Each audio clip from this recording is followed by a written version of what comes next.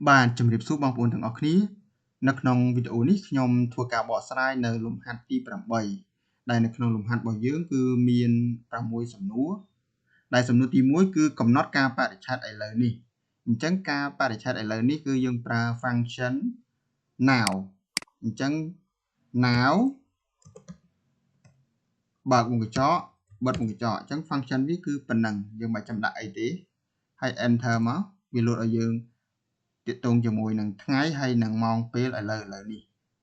ឧទាហរណ៍ឥឡូវខ្ញុំធ្វើនៅថ្ងៃទី4ខែ12 2025នៅវេលាម៉ោង 3:55 នាទីអូខេ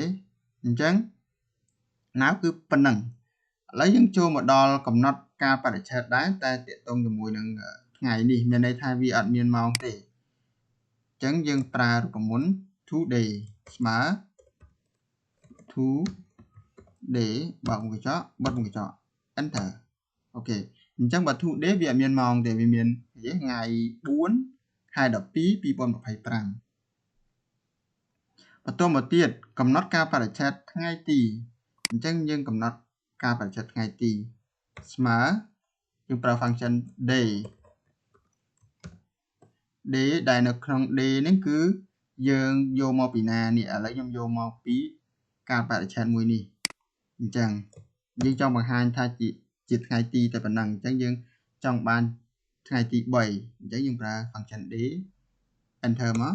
អញ្ចឹងវានៅលុតថ្ងៃទី3ថ្ងៃទី3ខែ1អញ្ចឹងយើងរកខែវិញម្ដងកំណត់ការបរិច្ឆេទជាខែអញ្ចឹងបើជាខែយើងប្រើរូបមន្ត function month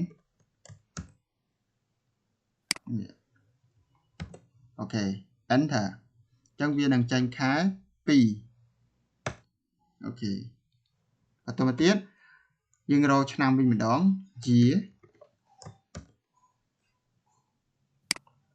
អូខេអញ្ចឹងឆ្នាំនឹងចេញឆ្នាំ2022 enter អូខេ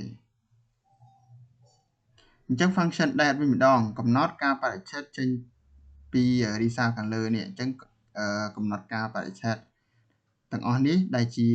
ថ្ងៃខែឆ្នាំពេញឥឡូវខ្ញុំយកពីខាងលើនេះមកអញ្ចឹងយើងស្មើ date បើកមុខកញ្ចក់មកអញ្ចឹង function របស់វាគឺយើងត្រូវដាក់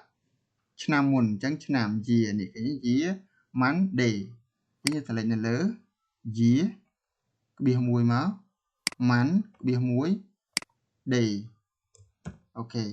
enter អញ្ចឹងវាលោតឲ្យយើងមុនយើងលោតឲ្យយើងហើយថ្ងៃទី3ខែ2 2022អូខេវីដេអូយើងមានតែប៉ុណ្ណឹងសូមអរគុណ